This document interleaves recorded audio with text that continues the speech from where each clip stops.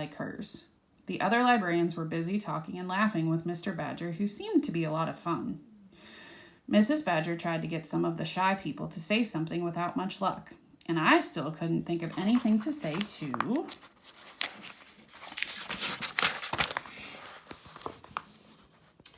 a lady who wrote books about girls with big feet or pimples.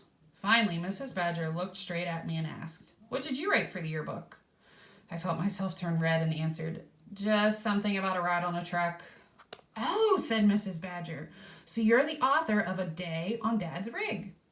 Everyone was quiet. None of us had known the real live author would have read what we had written. But she had, and she remembered my title.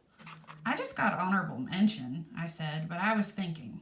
She called me an author. A real live author called me an author. "What difference does that make?" asked Mrs. Badger. "Judges never agree. I happen to like A Day on Dad's Rig because it was written by a boy who wrote honestly about something he knew and had strong feelings about. You made me feel what it was like to ride down a steep grade with tons of grapes behind me." "But I couldn't make it into a story," I said, feeling a whole lot braver. "Who cares?" said Mrs. Badger with a wave of her hand. She's the kind of person who wears rings on her forefingers. "What do you expect? The ability to write stories comes later, when you have lived longer and have more understanding. A Day on Dad's Rig was splendid work for a boy your age. You wrote like you, and you did not try to imitate someone else. This is one mark of a good writer. Keep it up." I noticed a couple of girls who had been saying they wanted to write books exactly like Angela Badger exchange embarrassed looks. "Gee, thanks," was all I could say. The waitress began to plunk down dishes of ice cream. Everyone got over being shy and began to ask Mrs. Badger if she wrote in pencil or on the typewriter. And did she ever have books rejected? And were her characters real people? And did she ever have pimples when she was a girl like the girl in her book? And what did it feel like to be a famous author? I didn't think answers to those questions were very important, but I did have one question I wanted to ask, which I finally managed to get in at the last minute when Mrs. Badger was autographing some books people had brought. "Mrs. Badger," I said, "did you ever meet Boyd Henshaw?" "Why, yes," she said, scribbling away in someone's book. "I once met him at a meeting of librarians where we were on the same program." "What's he like?" I asked over the head of a girl crowding up with her book. "He's a very nice young man with a wicked twinkle in his eye," she answered. I think I have known that since the time he answered my questions when Miss Martinez made us write to an author. On the ride home, everybody was chattering about Mrs. Badger this and Mrs. Badger that. I didn't want to talk. I just wanted to think. A real live author had called me an author. A real live author had told me to keep it up.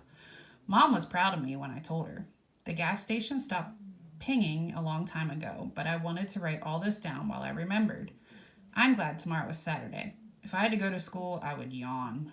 I wish Dad was here so I could tell him all about today. March 31st. Dear Mr. Henshaw, I'll keep this short to save you time reading it. I had to tell you something.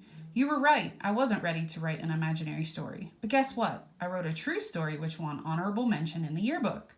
Maybe next year I'll write something that will win first or second place. Maybe by then I will be able to write an imaginary story. I just thought you would like to know. Thank you for your help. If it hadn't been for you, I might have handed in that dumb story about the melting wax trucker. Your friend, the author, Lee Botts. P.S. I still write in the diary you started me on.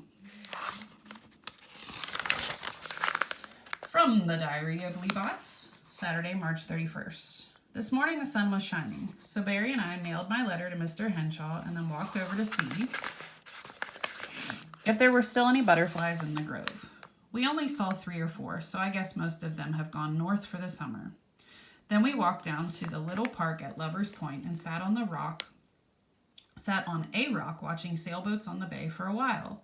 When clouds began to blow in, we walked back to my house. A tractor without a trailer attached was parked in front. Dad's! I began to run, and Dad and Bandit got out of the cab. So long, I gotta go, yelled Barry, who has